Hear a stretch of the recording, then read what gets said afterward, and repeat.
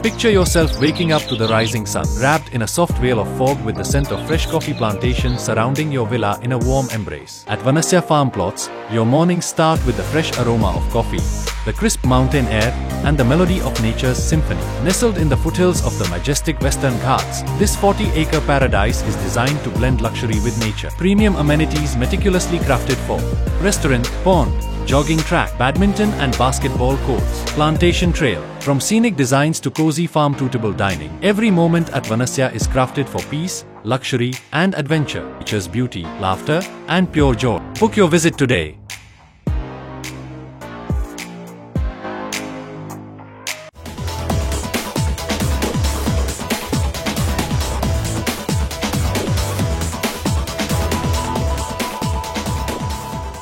Hi friends, ಇದು ಮಸ್ತ್ಮಗ.com ನ international bulletin ಸುತ್ತು ಜಗತ್ತು. ನಾನು ಅಮರ್ ಪ್ರಸಾದ್. ಪಾಕಿಸ್ತಾನ ವಿರುದ್ಧ ಭಾರತ ನಡೆಸಿದ ಆಪರೇಷನ್ ಸಿಂಧೂರ್ ಕುರಿತು ಒಂದೊಂದೇ ರೋಚಕ ಮಾಹಿತಿ ಹೊರಬೀಳ್ತಾ ಇವೆ. ಆ 4 ದಿನಗಳ ಕಾಳಗದಲ್ಲಿ ಪಾಕಿಸ್ತಾನ ಒಟ್ಟು 6 fighter jets, 2 high value surveillance ಏರ್ ಕ್ರಾಫ್ಟ್ಗಳು ಕಳ್ಕೊಂಡಿದೆ ಅಂತ ಗೊತ್ತಾಗ್ತಾ ಇದೆ. ಟೆಕ್ನಿಕಲ್ ಅನಾಲಿಸಿಸ್ ಮತ್ತು ಎವಿಡೆನ್ಸ್ ಆಧಾರದ ಮೇಲೆ ಸರ್ಕಾರಿ ಮೂಲಗಳು ಈ ಮಾಹಿತಿಯನ್ನ ಶೇರ್ ಮಾಡಿಕೊಂಡಿವೆ. ಅಲ್ಲದೆ ಭಾರತದ ದಾಳಿಗೆ ಒಂದು C-130 ಟ್ರಾನ್ಸ್ಪೋರ್ಟ್ ಏರ್ ಕ್ರಾಫ್ಟ್, 30ಕ್ಕೂ ಅಧಿಕ ಮಿಸೈಲ್ಸ್ ಮತ್ತು ಹಲವು ಡ್ರೋನ್ಗಳು ನಾಶವಾಗಿವೆ ಪಾಕಿಸ್ತಾನ ಸೈಡ್. ಭಾರತ ದಾಳಿ ಮಾಡಿದಾಗ ನಮ್ಮ ರೆಡಾರ್ನಿಂದ ಪಾಕ್ ಫೈಟರ್ ಜೆಟ್ ಇದ್ದಕ್ಕಿದ್ದಂತೆ ಸಂಪರ್ಕಕ್ಕೆ ಸಿಗದೇ ಇರುವುದು ಕಂಡುಬಂದಿದೆ. ನಮ್ಮ ವಾಯುಪಡೆಯ ರೆಡಾರ್ ಮತ್ತು ಮಿಸೈಲ್ ಡಿಫೆನ್ಸ್ ಸಿಸ್ಟಮ್ ಇದರ ವಿಡಿಯೋ ಕ್ಯಾಪ್ಚರ್ ಮಾಡಿವೆ. 2 high value surveillance air craft ಪೈಕಿ ಒಂದು ಎಲೆಕ್ಟ್ರಾನಿಕ್ ವಾರ್ಫೇರ್ ಅಥವಾ air born early warning and control system ನಾಶವಾಗಿದೆ. ಸುಮಾರು 300 ಕಿಲೋಮೀಟರ್ ದೂರದಿಂದ ಸುದರ್ಶನ ಮಿಸೈಲ್ ಸಿಸ್ಟಮ್ ಬಳಸಿ ಅಥವಾ S-400 ಬಳಸಿ ಈ ದಾಳಿ ಮಾಡಲಾಗಿದೆ ಅಂತ ಮೂಲಗಳು ಹೇಳಿವೆ. ಅಲ್ಲದೆ ಪಾಕಿಸ್ತಾನದ ಬೋಲಾರಿ ಏರ್ ಬೇಸ್ ಮೇಲೆ ದಾಳಿಯಾದಾಗ ಮತ್ತೊಂದು ಅರ್ಲಿ ವಾರ್ನಿಂಗ್ ಏರ್ ಕ್ರಾಫ್ಟ್ ಕೆಳಗೆ ಎದ್ದಿದ್ದು ನಾಶ ಆಗಿದೆ. Air to surface cruise missile ಬಳಸಿ ಇದನ್ನು ಪುಡಿಗಟ್ಟಲಾಗಿದೆ. ಈ ಬೋಲಾರಿ ಏರ್ ಬೇಸ್ ಮೇಲೆ ದಾಳಿ ಮಾಡಿದಾಗ ಅಲ್ಲಿದ್ದ ಹಂಗರ್ಸ್ ಒಳಗಡೆ ಫೈಟರ್ ಜೆಟ್ಸ್ ಕೂಡ ಇದ್ವು. ಅವುಗಳು ಧ್ವಂಸವಾಗಿವೆ. ಆದರೆ ಅಲ್ಲಿನ ಅವಶೇಷಗಳನ್ನ ಪಾಕಿಸ್ತಾನ ಕ್ಲಿಯರ್ ಮಾಡದ ಕಾರಣ ಅದೆಷ್ಟು ಡ್ಯಾಮೇಜ್ ಆಯಿತು ಅನ್ನೋದು ಇನ್ನಷ್ಟೇ ಕನ್ಫರ್ಮ್ ಆಗಬೇಕಾಗಿದೆ ಅಂತ ಅಧಿಕಾರಿಗಳು ಹೇಳಿದ್ದಾರೆ. ಹೀಗಾಗಿ ಅವುಗಳನ್ನ ಸದ್ಯಕ್ಕೆ ಲೆಕ್ಕಕ್ಕೆ ಸೇರಿಸಿಲ್ಲ. ಪಾಕ್ ವಿರುದ್ಧದ ಈ ದಾಳಿಗೆ ಮುಖ್ಯವಾಗಿ ರಫೈಲ್ ಮತ್ತು Su-30 ಫೈಟರ್ ಜೆಟ್ಸ್ ಬಳಸಲಾಗಿತ್ತು. ಅವುಗಳೇ ಚೀನಾ ನಿರ್ಮಿತ ವಿಂಗ್ಲೋಂಗ್ ಡ್ರೋನ್ಗಳನ್ನ ನಾಶ ಮಾಡಿವೆ ಅಂತ ಮಾಹಿತಿ ಹೊರಬರ್ತಾ ಇದೆ. ಭಾರತದ ಏರ್ ಬೇಸ್ಗಳ ಮೇಲೆ ಪಾಕಿಸ್ತಾನ ದೊಡ್ಡ ಮಿಸೈಲ್ಗಳನ್ನೇ ಹಾರಿಸಿತ್ತು ಅಂತ ಹೇಳಲಾಗಿದೆ. ಆಕಾಶದಿಂದ ಏರ್ ಲಾಂಚ್ಡ್ ಮತ್ತು ಸರ್ಫೇಸ್ ಲಾಂಚ್ಡ್ ನೆಲದಿಂದ ಹಾರಿಸೋ ಕ್ಷಿಪಣಿಗಳನ್ನ ಬಳಸಿದ್ರು. ಬ್ಯಾಲಿಸ್ಟಿಕ್ ಮಿಸೈಲ್ಗಳನ್ನ ಕೂಡ ಪಾಕಿಸ್ತಾನ ಫೈರ್ ಮಾಡಿತ್ತು. ಆದರೆ ಭಾರತದ ವಾಯುಪಡೆ ಅವುಗಳೆಲ್ಲವನ್ನ ಹೊಡೆದು ಹಾಕ್ತು ಅನ್ನೋ ಮಾಹಿತಿ ಲಭ್ಯ ಆಗ್ತಾ ಇದೆ.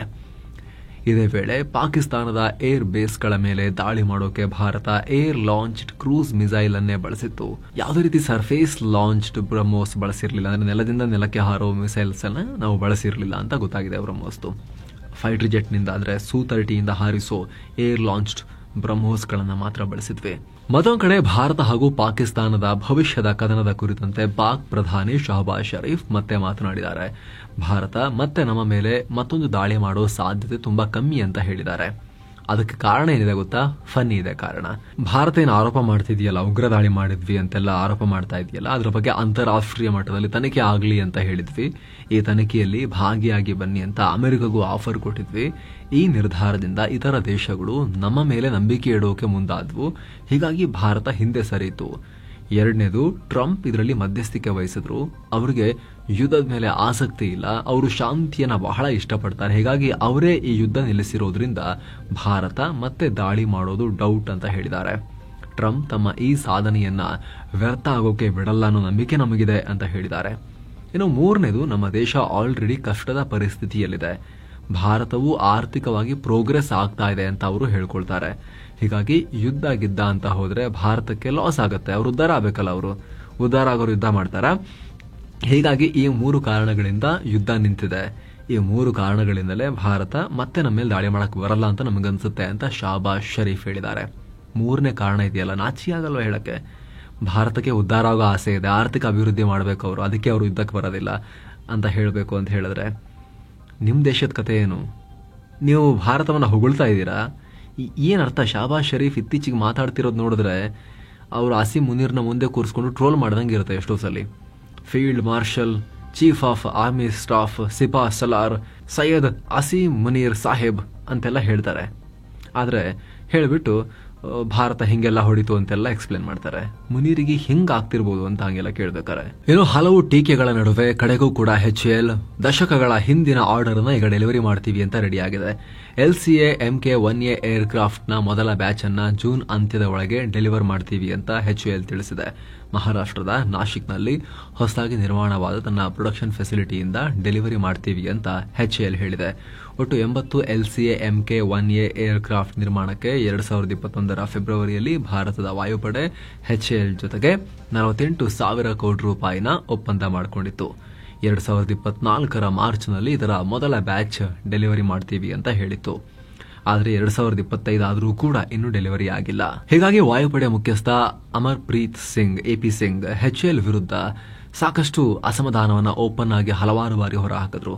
ಇದಕ್ಕೆ ಕಾರಣ ಕೊಟ್ಟ HAL ಅಮೆರಿಕದ GE ಏರೋಸ್ಪೇಸ್ ಕಂಪನಿಯಿಂದ ಬರಬೇಕಾಗಿದ್ದ F404 ಎಂಜಿನ್ ಇನ್ನೂ ಬಂದಿಲ್ಲ, ಟೆಕ್ನಿಕಲ್ ಸರ್ಟಿಫಿಕೇಶನ್ ಕೂಡ ಲೇಟ್ ಆಗ್ತಿದೆ ಅಂತ ಕಾರಣ ಕೊಟ್ಟಿತ್ತು.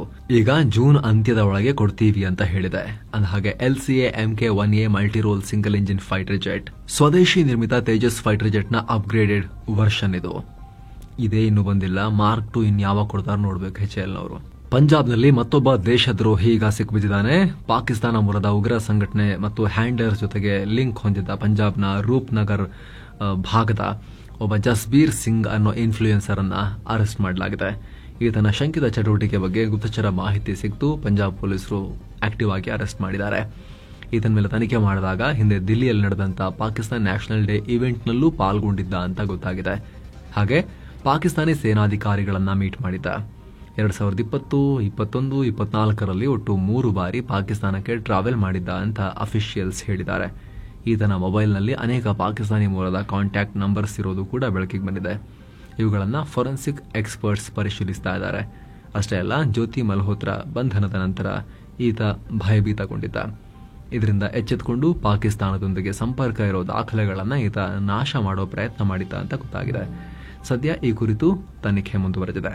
ಈ ಮಧ್ಯೆ ಪಾಕಿಸ್ತಾನ ಮತ್ತೆ ಇಸ್ಲಾಮಿಕ್ ರಾಷ್ಟ್ರಗಳ ಮುಂದೆ ಧಾರ್ಮಿಕ ಕಾರ್ಡ್, ರಿಲಿಜಿಯಸ್ ಕಾರ್ಡ್ ಪ್ಲೇ ಮಾಡೋ ಪ್ರಯತ್ನ ಮಾಡಿದೆ. ಸಂಸದ ಸಂಜಯ್ ಝಾ ನೇತೃತ್ವದ ಭಾರತದ ನಿಯೋಗ ಮಲೇಷ್ಯಾಗೆ ಹೋಗಿ ಪಾಕ್ನ ಉಗ್ರ ಕೃತ್ಯವನ್ನು ಹೇಳೋಕೆ ತಯಾರಿ ಮಾಡಿಕೊಳ್ತಾ ಇದ್ರು. ಸುಮಾರು 10 ಕಾರ್ಯಕ್ರಮಗಳನ್ನು ಆಯೋಜನೆ ಮಾಡೋಕ್ಕೂ ಕೂಡ ತಯಾರಿ ನಡೀತಾ ಇದೆ. ಈಗ ಇದಕ್ಕೆ ಪಾಕ್ ಅಡ್ಡಗಾಲ ಹಾಕೋಕೆ ಧಾರ್ಮಿಕ ವಿಚಾರವನ್ನ, ಮತದ ವಿಚಾರವನ್ನ ಬಳಸಿದೆ.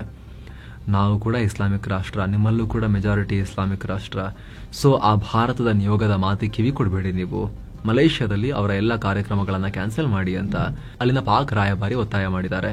ನಾಚಿಕೆ ಆಗಲ್ವಾ? ಧಾರ್ಮಿಕ ವಿಚಾರ ಇಟ್ಕೊಂಡು ಡಿಪ್ಲೊಮಸಿ ಮಾಡ್ತಾರ? ಏನಾಗಿದೆ ಪಾಕಿಸ್ತಾನಕ್ಕೆ ಅಂತ? ಹಾಗಿದ್ರೆ ನೀವೇನಕ್ಕೆ ಒಳಗೊಳಗೆ ಹೊಡೆದಾಡ್ತಿದ್ದೀರಿ? 99% ಒಂದೇ ಮತ ಆದರೂ ಕೂಡ ಯಾಕೆ ಬಲೂಚಿಸ್ತಾನದವರು ನಿಮಗೆ ಹೊಡಿತಾ ಇದ್ದಾರೆ? TTP ಅವರು ಖೈಬರ್ ಪಖ್ತೂನ್ಖ್ವಾದಲ್ಲಿ ನಿಮಗೆ ಹೊಡಿತಾ ಇದ್ದಾರೆ. ಸಿಂಧ್ನಲ್ಲಿ ಯಾಕೆ ಸಿಂಧು ದೇಶ ಕೇಳ್ತಾ ಇದ್ದಾರೆ? ಯಾಕೆ 1971ನಲ್ಲಿ ಬಾಂಗ್ಲಾದೇಶ ನಿಮ್ಮಿಂದ ದೂರ ಆಗಿ ಪ್ರತ್ಯೇಕ ಕಂಟ್ರಿ ಆಯಿತು ಈಸ್ಟ್ ಪಾಕಿಸ್ತಾನ್? ಇನ್ನೂ ಬುದ್ಧಿ ಬಂದಿಲ್ಲ ಇವರಿಗೆ, ಕಾಮನ್ ಸೆನ್ಸೇ ಇಲ್ಲ. ಆದರೆ ಮಲೇಷ್ಯಾ ಇವರು ಮಾತಿಗೆ ಸೊಪ್ಪು ಹಾಕಿಲ್ಲ. ಪಾಕ್ ಮನವಿಯನ್ನ ಕಡೆಗಣಿಸಿ ಭಾರತದ ನಿಯೋಗಕ್ಕೆ ಕಾರ್ಯಕ್ರಮ ನಡೆಸೋಕೆ ಒಪ್ಪಿಗೆಯನ್ನ ಕೊಟ್ಟಿದ್ದಾರೆ. ಮತ್ತೊಂದು ಕಡೆ ವಿಶ್ವಸಂಸ್ಥೆಯ ಭದ್ರತಾ ಮಂಡಳಿಯ ಒಳಗಡೆ ಇಂಟ್ರೆಸ್ಟಿಂಗ್ ಬೆಳವಣಿಗೆಯಾಗಿದೆ. ಭದ್ರತಾ ಮಂಡಳಿಯ ವಿಶೇಷ ಸಮಿತಿ 1988ರ ತಾಲಿಬಾನ್ ಸ್ಯಾಂಕ್ಷನ್ಸ್ ಕಮಿಟಿಯ ಮುಂದಾಳತ್ವವನ್ನ ಪಾಕಿಸ್ತಾನಕ್ಕೆ ವಹಿಸಲಾಗಿದೆ. ರಷ್ಯಾ ಮತ್ತು ಗಯಾನಕ್ಕೆ ಈ ಸಮಿತಿಯ ಉಪಾಧ್ಯಕ್ಷ ಸ್ಥಾನ ಕೊಡಲಾಗಿದೆ. ಅಂದಹಾಗೆ ತಾಲಿಬಾನ್ ಜೊತೆ ಸಂಬಂಧ ಹೊಂದಿರೋ ವ್ಯಕ್ತಿ ಮತ್ತು ಸಂಸ್ಥೆಗಳ ವಿರುದ್ಧ ಟ್ರಾವೆಲ್ ಬ್ಯಾನ್ ಹೇರಿ ಸಂಬಂಧಪಟ್ಟ ಆಸ್ತಿಯನ್ನ ಫ್ರೀಸ್ ಮಾಡಿ ಶಸ್ತ್ರಾಸ್ತ್ರ ನಿರ್ಬಂಧಗಳನ್ನು ಹೇರೋ ಜವಾಬ್ದಾರಿ ಈ ಸಮಿತಿದು. ಇದೀಗ 2025ರಲ್ಲಿ ಇದನ್ನು ನೋಡಿಕೊಳ್ಳೋ ಜವಾಬ್ದಾರಿಯನ್ನ ಉಗ್ರ ಪೋಷಕ ಪಾಕಿಸ್ತಾನಕ್ಕೆ ಕೊಡಲಾಗಿದೆ. ಇನ್ನು ಇದೇ ಭದ್ರತಾ ಮಂಡಳಿಯ 1373 ಭಯೋತ್ಪಾದನಾ ನಿಗ್ರಹ ಕಮಿಟಿಯ ಅಧ್ಯಕ್ಷತೆಯನ್ನ ಅಲ್ಜೀರಿಯಾಗೆ ಕೊಡಲಾಗಿದೆ. ಈ ಸಮಿತಿಯ ಉಪಾಧ್ಯಕ್ಷ ಸ್ಥಾನ ಪಾಕಿಸ್ತಾನಕ್ಕೆ ಕೊಡಲಾಗಿದೆ. ಅತ ಭದ್ರತಾ ಮಂಡಳಿಯ 2 ಪ್ರಮುಖ ಡಿಸ್ಕಷನ್ ಗ್ರೂಪ್ ಅನ್ನ ಕೂಡ ಪಾಕಿಸ್ತಾನ ಮುನ್ನಡೆಸುತ್ತೆ ಅಂತ ವರದಿಯಾಗಿದೆ. ಅಂದಹಾಗೆ 2025-26ರ ಅವಧಿಯಲ್ಲಿ ಪಾಕಿಸ್ತಾನ ವಿಶ್ವಸಂಸ್ಥೆಯ ಭದ್ರತಾ ಮಂಡಳಿಯಲ್ಲಿ ನಾನ್ ಪರ್ಮನೆಂಟ್ ಮೆಂಬರ್ ಆಗಿ ಆಯ್ಕೆಯಾಗಿದೆ. ಹಿಂದೆ 2021-22ರ ಅವಧಿಯಲ್ಲಿ ಭಾರತ ಕೂಡ ಇದೇ ರೀತಿ ನಾನ್ ಪರ್ಮನೆಂಟ್ ಮೆಂಬರ್ ಆಗಿ ಕೆಲಸ ಮಾಡಿತ್ತು. ಆಗ ಭಾರತ ಕೂಡ ಇಂತಹ ಸಮಿತಿಯ ಅಧ್ಯಕ್ಷತೆ ವಹಿಸಿತ್ತು. ಈಗ ಪಾಕಿಸ್ತಾನಕ್ಕೆ ಒಂದಷ್ಟು ಜವಾಬ್ದಾರಿಗಳನ್ನು ಕೊಡಲಾಗಿದೆ. ಜವಾಬ್ದಾರಿ ಅಂದ್ರೆ ಏನಂತಲೂ ಗೊತ್ತಿಲ್ಲದೆ ಇರುವಂತಹ ಇರ್ರೆಸ್ಪಾನ್ಸಿಬಲ್ ಕಂಟ್ರಿ ಇದನ್ನ ಹೇಗೆ ಫೇಸ್ ಮಾಡುತ್ತೆ, ನಿಭಾಯಿಸುತ್ತೆ ಅಂತ ನೋಡಬೇಕು. ಮತ್ತೊಂದು ಕಡೆ ಪಾಕಿಸ್ತಾನ್ ಪೀಪಲ್ಸ್ ಪಾರ್ಟಿ ಚೇರ್ಮನ್ ಈಗ ಪಾಕ್ ನಿಯೋಗವನ್ನು ಮುನ್ನಡೆಸ್ತಾ ಇರೋ ಬಿಲಾವಲ್ ಭುಟ್ಟೋ ಜರ್ದಾರಿ ನಮಗೆ ಜಾಗತಿಕವಾಗಿ ಬೆಂಬಲ ಸಿಗ್ತಾ ಇಲ್ಲ ಅಂತ ಅತ್ತು ಬಿಟ್ಟಿದ್ದಾರೆ. ವಿಶ್ವಸಂಸ್ಥೆಯಂತ ಅಂತಾರಾಷ್ಟ್ರೀಯ ವೇದಿಕೆಗಳಲ್ಲಿ ಕಾಶ್ಮೀರ ಬಗ್ಗೆ ಧ್ವನಿ ಎತ್ತುವಲ್ಲಿ ಪಾಕಿಸ್ತಾನಕ್ಕೆ ಪದೇ ಪದೇ ಹಿನ್ನಡೆಯಾಗಿದೆ. ಕಾಶ್ಮೀರ ಸಮಸ್ಯೆ ವಿಚಾರವಾಗಿ ಬೆಂಬಲ ಪಡೆಯುವಲ್ಲಿ ಪಾಕಿಸ್ತಾನ ಈಗಲೂ ಸವಾಲುಗಳನ್ನು ಎದುರಿಸ್ತಾ ಇದೆ. ವಿಶ್ವಸಂಸ್ಥೆಯಲ್ಲಿ ನೀರಿನ ವಿವಾದ, ಭಯೋತ್ಪಾದನೆ ಬಗ್ಗೆ ಮಾತ್ರ ಡಿಸ್ಕಸ್ ಮಾಡಲಾಗುತ್ತೆ. ಅಲ್ಲಿ ಕಾಶ್ಮೀರ ಸಮಸ್ಯೆಗೆ ಕಿವಿ ಕೊಡೋರೇ ಇಲ್ಲಲ್ಲ ಅಂತ ಹೇಳಿ ಅತ್ತು ಬಿಟ್ಟಿದ್ದಾರೆ. ಏನೋ ಪಾಕಿಸ್ತಾನದ ಒಳಗೆ ಸೇನೆ ವಿರುದ್ಧ ಮಾತಾಡೋ ಏಕೈಕ ವ್ಯಕ್ತಿ ಇಮ್ರಾನ್ ಖಾನ್ ಫೀಲ್ಡ್ ಮಾರ್ಷಲ್ ಆಸಿಂ ಮುನೀರ್ ಬಗ್ಗೆ ಮತ್ತೆ ಆಕ್ರೋಶ ಹೊರಹಾಕಿದ್ದಾರೆ. ನಾನು ಪ್ರಧಾನಿಯಾಗಿದ್ದಾಗ ಮುನೀರ್ನನ್ನ ISI ಮುಖ್ಯಸ್ಥನ ಹುದ್ದೆಯಿಂದ ತೆಗೆದುಹಾಕಿದ್ದೆ. ಅದಕ್ಕೆ ರುಚಿಗೆದ್ದ ಆತ ನನ್ನ ಹೆಂಡತಿ ಹಿಂದೆ ಬಿದ್ದಿದ್ದ. ನನ್ನ ಪತ್ನಿ ಬುಷ್ರಾ ಬಿಬಿಗೂ ಮಾನಸಿಕವಾಗಿ ಟಾರ್ಚರ್ ಕೊಡ್ತಾ ಇದ್ದ. ನನ್ನ ಪತ್ನಿಯನ್ನ 14 ತಿಂಗಳು ಜೈಲಿಗೆ ಹಾಕಿ ಹಿಂಸೆ ಕೊಟ್ಟಿದ್ದಾನೆ. ಕ್ರೂರ ವರ್ತನೆಯನ್ನ ಶುರು ಮಾಡಿದ್ದಾನೆ. ಪಾಕಿಸ್ತಾನದ ಇತಿಹಾಸದಲ್ಲೇ ಕ್ರೂರ ಸರ್ವಾಧಿಕಾರಿಗಳ ಆಳ್ವಿಕೆ ಟೈಮ್ನಲ್ಲೂ ಕೂಡ ಈ ಲೆವೆಲ್ಗೆ ಯಾರೂ ಇಳಿದಿರಲಿಲ್ಲ ಅಂತ ಮುನೀರ್ ವಿರುದ್ಧ ಗಂಭೀರ ಆರೋಪ ಮಾಡಿದ್ದಾರೆ. ನನ್ನ ಪತ್ನಿಯ ಪೀಡಕ ಅವನು ಅಂತ ಹೇಳಿದ್ದಾರೆ. ಫೀಲ್ಡ್ ಮಾರ್ಷಲ್ಗೆ ಹೇಗಾಗ್ಬೇಡ ಅದನ್ನು ಕೇಳಿ. ಈಗ ಏನೋ ಇಸ್ರೇಲ್ ಗಾಜಾ ನಂತರ ಸಿರಿಯಾದಲ್ಲೂ ಕೂಡ ದಾಳಿ ಶುರು ಮಾಡಿಕೊಂಡಿದೆ. ಸಿರಿಯಾದಿಂದ 2 ರಾಕೆಟ್ಗಳು ಹಾರಿ ಬಂದ ನಂತರ ಇಸ್ರೇಲ್ ಇದಕ್ಕೆ ಪ್ರತಿಯಾಗಿ ಏರ್ ಸ್ಟ್ರೈಕ್ ನಡೆಸಿದೆ.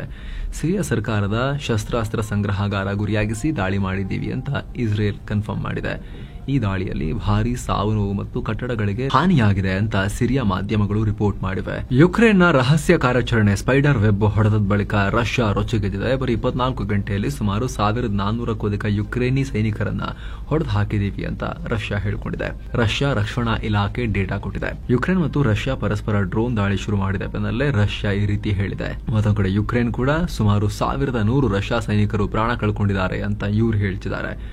ರಷ್ಯಾ ರಕ್ಷಣಾ ಸಚಿವಾಲಯ ಕೊಟ್ಟಿರೋ ಮಾಹಿತಿ ಪ್ರಕಾರ ರಷ್ಯಾದ ನಾರ್ತ್ ಬ್ಯಾಟಲ್ ಗ್ರೂಪ್ನಲ್ಲಿ ಯುಕ್ರೇನ್ ಸೇನೆ 245ಕ್ಕೂ ಅಧಿಕ ಸೈನಿಕರು ಮತ್ತು 2 ಟ್ಯಾಂಕ್ ಮತ್ತು 1 ಆರ್ಮರ್ಡ್ ಕಾಂಬ್ಯಾಟ್ ವೆಹಿಕಲ್ ಅನ್ನು ಕಳ್ಕೊಂಡಿದೆ.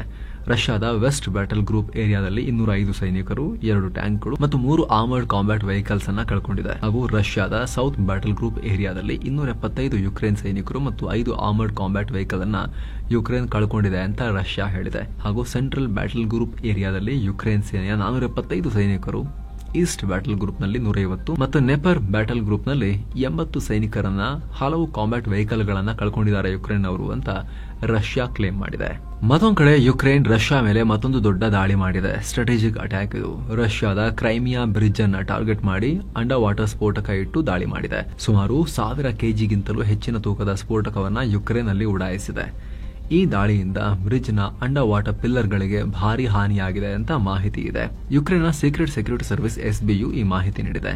2022ರಲ್ಲಿ ಯುದ್ಧ ಶುರುವಾದ ನಂತರ ಈ ಕ್ರೈಮಿಯಾ ಬ್ರಿಡ್ಜ್ ಮೇಲೆ ಯುಕ್ರೇನ್ 3ನೇ ಬಾರಿ ದೊಡ್ಡ ದಾಳಿ ಮಾಡಿದಂತಾಗಿದೆ. ಈ ಬ್ರಿಡ್ಜ್ ಗುರಿಯಾಗಿಸಿ ನಡೆಸಿದ ದಾಳಿ ವಿಡಿಯೋವನ್ನ ಕೂಡ ಯುಕ್ರೇನ್ ರಿಲೀಸ್ ಮಾಡಿದೆ. ಈ ಬ್ರಿಡ್ಜ್ ಸ್ಟ್ರಾಟಜಿಕಲಿ ತುಂಬಾ ಇಂಪಾರ್ಟೆಂಟ್. ನೋಡಿ ನೀವು ಮ್ಯಾಪ್ ನಲ್ಲಿ ಸ್ನೇಹಿತರೆ, ರಷ್ಯಾದ ಮಿಲಿಟರಿ ಕಾರ್ಯಾಚರಣೆಗಳಿಗೆ ತುಂಬಾ ಹೆಲ್ಪ್ ಆಗ್ತಿತ್ತು. 19 ಕಿಲೋಮೀಟರ್ ಇದೆ ಈ ಬ್ರಿಡ್ಜ್. 19 ಕಿಲೋಮೀಟರ್ ಮೇನ್ಲ್ಯಾಂಡ್ ರಷ್ಯಾದಿಂದ ಕ್ರೈಮಿಯಾ ಪರ್ಯಾಯ ದ್ವೀಪಕ್ಕೆ ಕನೆಕ್ಟ್ ಮಾಡುತ್ತೆ. ಕನೆಕ್ಷನ್ ಇರಲಿಲ್ಲ. ಬ್ರಿಡ್ಜ್ ಹಾಕಿ ಈ 2 ಭೂಭಾಗಗಳನ್ನ ರಷ್ಯಾ ಕನೆಕ್ಟ್ ಮಾಡಿಬಿಟ್ಟಿದೆ. ಈ ದ್ವೀಪವನ್ನ ರಷ್ಯಾ 2014ರಲ್ಲಿ ಯುಕ್ರೇನ್ನಿಂದಲೇ ಕಿತ್ಕೊಂಡಿರೋದು. ಯುಕ್ರೇನ್ನ ಭಾಗ ಆಗಿತ್ತು ಇದು. 11 ವರ್ಷಗಳ ಹಿಂದೆ 2014ರಲ್ಲಿ ಪುಟಿನ್ ಇದನ್ನ ಕಿತ್ಕೊಂಡಿದ್ರು ಯುಕ್ರೇನ್ನಿಂದ, ಈ ಕ್ರೈಮಿಯಾವನ್ನ. ಆಮೇಲೆ ಆ ಕ್ರೈಮಿಯಾಗೂ ರಷ್ಯಾಗೂ ಬ್ರಿಡ್ಜ್ ಮಾಡಿಸಿದ್ರು. ಈಗ ಯುಕ್ರೇನ್ ರಷ್ಯಾದ ಆಯಕಟ್ಟಿನ ಬ್ರಿಡ್ಜ್ ಅನ್ನ ಗುರಿಯಾಗಿಸಿ ದಾಳಿ ನಡೆಸಿದೆ. ಇನ್ನು ಈ ದಾಳಿಯ ನಂತರ ರಷ್ಯಾ ತಾತ್ಕಾಲಿಕವಾಗಿ ಕೆಲ ಕಾಲ ಈ ಬ್ರಿಡ್ಜ್ ಮೇಲಿನ ಸಂಚಾರವನ್ನ ಕೂಡ ಬಂದ್ ಮಾಡಿತ್ತು. ನಂತರ ಮತ್ತೆ ಸಂಚಾರ ಶುರುವಾಗಿದೆ ಅನ್ನೋ ಮಾಹಿತಿ ಕೂಡ ಲಭ್ಯವಾಗ್ತಾ ಇದೆ. ಇತ್ತೀಚೆಗೆ ಯುಕ್ರೇನ್ ಆಪರೇಷನ್ ಸ್ಪೈಡರ್ ವೆಬ್ ನಡೆಸಿ ರಷ್ಯಾದ ಒಳಗೆ ದೊಡ್ಡ ಡ್ರೋನ್ ದಾಳಿ ಮಾಡಿತ್ತು. ರಷ್ಯಾದ ಸೇನಾ ಪ್ರದೇಶ ಮತ್ತು ಏರ್ ಬೇಸ್ಗಳನ್ನ ಟಾರ್ಗೆಟ್ ಮಾಡಿತ್ತು.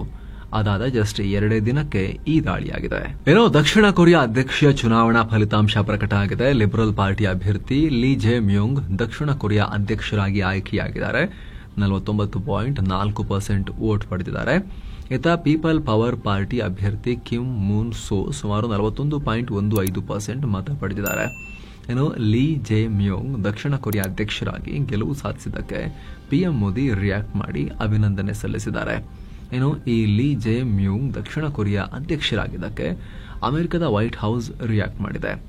ಚುನಾವಣೆ ನ್ಯಾಯಯುತವಾಗಿ ನಡೆದಿದೆ ಅಂತ ಹೇಳಿದೆ. ಸೊ ಫ್ರೆಂಡ್ಸ್, ಇದಾಗಿತ್ತು ಇವತ್ತಿನ ಜಗತ್ತಿನ ಸುತ್ತಾಟ. ಮತ್ತೆ ಭೇಟಿಯಾಗ್ತಿರೋಣ. ನಮಸ್ತೆ.